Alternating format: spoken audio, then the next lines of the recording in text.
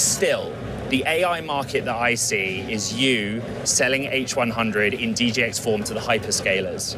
And I'm not yet seeing the AI factory that's going to the SME or the enterprise customer. When does that really happen, That's Jensen? why today's announcement is such a big deal. It unlocks I'm it? here to announce this Dell AI factory with NVIDIA going to market starting today. In order to do this, just think about what an AI factory is. It has CPUs and GPUs.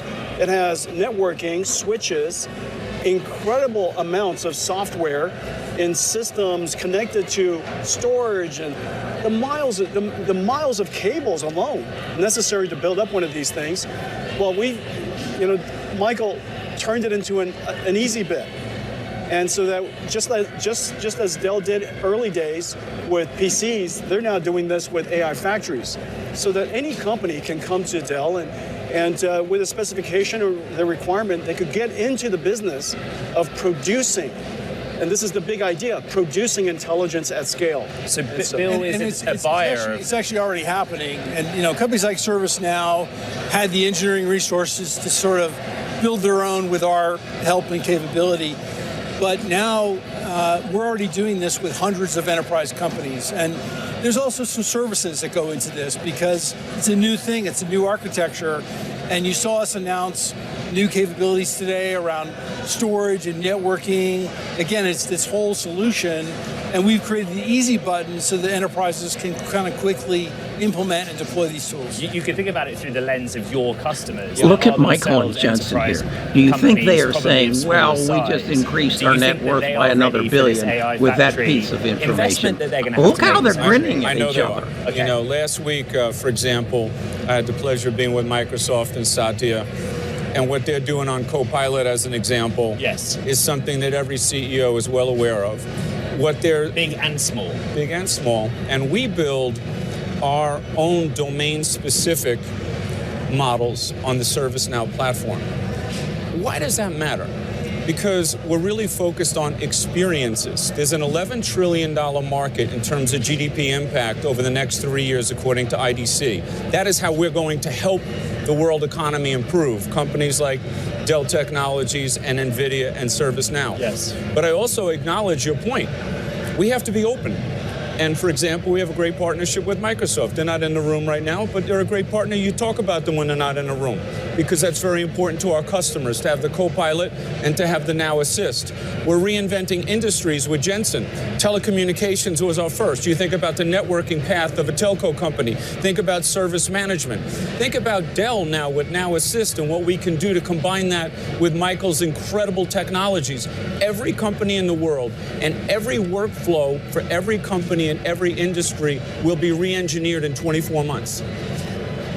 This is a tsunami, Ed. This is a tsunami of change. And only every company in the world will have to be re-engineered in the next 24 months. This is a tsunami. Those are his words. Be aware of it and figure out where you need to invest to take advantage of this tsunami. If you're on the train, it doesn't feel fast. I want to extrapolate out.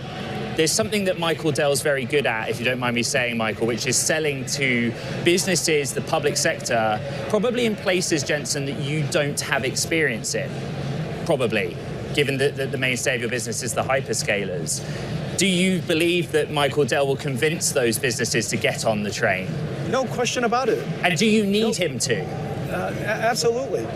We've been partnering with Michael for coming up on 3 decades. To reach the world's markets. In the old days, one of the first things that we worked on was PCs for gamers, and then PCs for industrial designers and car designers and so on and so forth. We're able to reach the world's enterprise through our partnership with Michael and partnership with Dell.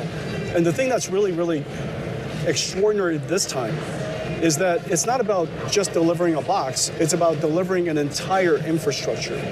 And that entire infrastructure is insanely complex. The last 30 years, both of our companies have changed a lot.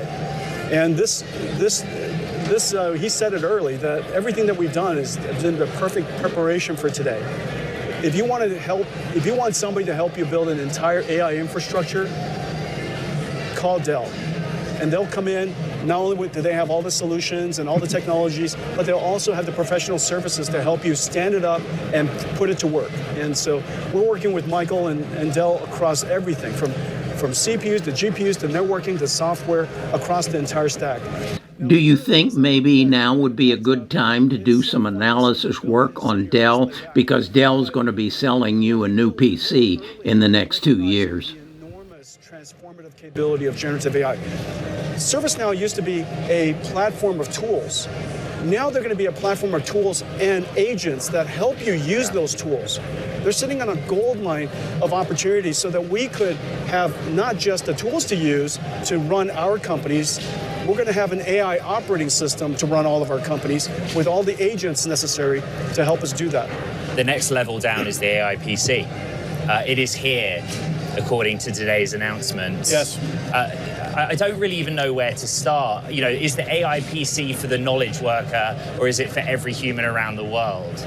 You know, every time you have a new wave of technology, you've got kind of the early adopters, and at some point, you know, you inflect where there are mainstream use cases. And what's really going on right now inside companies is you had this incredible surge in buying PCs about 4 years ago with the pandemic. That was COVID related, right. Yes. And there was an enormous, you know, we have the biggest installed base ever. And so now these organizations are getting ready to replace those older machines. And they're thinking, wow, this AI thing, maybe there's something to it, right? That could be daunting, though. If you take Bill's position, for example, he's made all the infrastructure investment and probably software and talent investment, and now he's thinking, okay, I've got to deck out my 24,000 staff around the world with AI PCs. Is that fair? 100%. And we can't wait to do it. We're ready. We're ready to go. The other thing you got to remember, too, is the enterprise is a total mess. You said that on stage. Let me explain what's happening. That's your own industry you're talking about. Exactly. But the industry is very good at what it does. So for 50 years, a half a century, everybody sold into an individual buying center or a silo. Finance, HR, sales, development. So now what you have is an unintegrated enterprise. So if you're a CEO right now, you're looking down to use AI, you're like, well, wait a minute, my people are swivel chairing between 17 applications a day, costing them almost 1/3 their productivity. Why? Why do you need to change? Because you can. And a lot of them don't know that. But does one single device, I'm talking about a laptop or a desktop No, but let me explain. Let me explain. It's not about a laptop or a desktop. It's about integration. 85% of the projects today in digital transformation fail to deliver an ROI for one single reason: integration. So we are that, as Ed Jensen would say, the AI operating system for the enterprise that integrates the past but invents the future. So NVIDIA, Dell Technologies, they're the future. We all have to still integrate the past. Jensen even said, on-premise is cool again. So what companies have to do is enable AI, but you have to do it by dealing with the past also. And I think simultaneously, if I was in a CEO situation and not working for ServiceNow, I'd have a co-pilot, I'd have Now Assist, I'd have the NVIDIA stack running everything, and I'd be using Dell Technologies across the enterprise. And you know what? I'm doing that. You are doing it, but I grew up with Dell computers, right? And I'm talking about me playing Age of Empires, CD-ROM, that Dell computer. Right. Convince me and millions of people around the world that they have a place for the AI PC in their lives. You had 5 models, right? And that's quite a lot of choice for first gen of a nascent technology. You might disagree. All our new PCs will be AI PCs, right? And the reason is that anything that you're doing that has an edit prompt is going to be sped up because every software developer in the world is figuring out how to use all this new power in the GPUs and the NPUs in these new AI PCs. Neural processing units for the exactly. uninitiated. So that experience will be better. So when your PC is now 4 years old, it's time for you to get a new one, right? You're going to want the one that speeds up those new capabilities. And inside your company, they're going to want to make sure you have that they don't want to buy a machine that's going to last for several years that doesn't have that capability. Jensen, where is NVIDIA's place in the AI PC? I know you as gaming. That's, again, I grew up with the gaming side of NVIDIA. Do you have a place in the AI PC market? Come back next year. Exactly. There are a bunch of NVIDIA GPUs and Dell PCs, Dell workstations. All of our GPUs have the same tensor cores that are running in H100s in the cloud. And so every one of our GPUs use AI to do its work. AI, of course, is going to transform gaming. All the NPCs, the non-player characters, they're going to be chatbots. Think about development time, how it will be cut, for example. Creating worlds is going to be easier. Instead of instruction-driven computing, it's now intention-driven computing. So it's easier to write programs.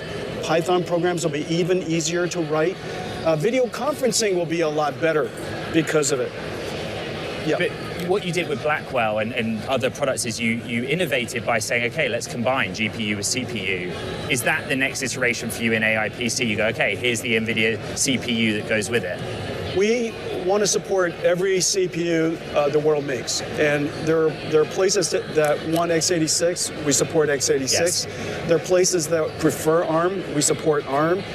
We just went to ISC, and the top most energy efficient supercomputers in the world are now powered by Grace hoppers. And so wherever it makes sense, we'll support the right CPUs, but we'll support every CPU. One of the things that you were asking about earlier about how quickly AI will be adopted, it is far easier to interact with a computer that understands your intention, what you want, because it's intelligent, than it is to program the computer one line of instruction at a time. The world has very few experts in C++ and C, but the world has many people who knows how to converse and ask somebody for help, and now you could interact with a computer in that very natural human way. Tesla really and so we've really lowered the bar Let me for ask computing. We're running out of time, gentlemen, but Jensen, overnight, we had a new Taiwanese president sworn in. You've told me your position on China, but you both talked on stage about how global this is. You're still quite dependent on TSMC to manufacture your chips. Do you still focus on what's happening in Taiwan, what's happening in China? You've been very clear about your product side with China, but still geopolitically, US leadership impacts a key market. Well, Taiwan is at the epicenter of the world's technology supply chain. Without Taiwan, it would be very difficult for Michael and I to do our jobs. It would be very difficult for us to serve Bill and his company. And so the technology industry depends very heavily on Taiwan. It continues to for some time.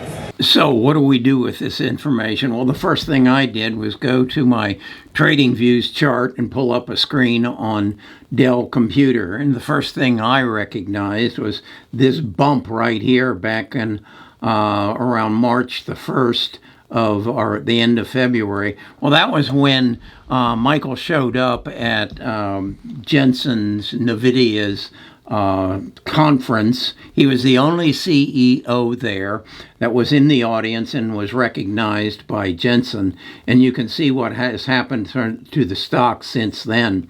And it's reached an all-time high of about 152. I don't think this is the place to buy it.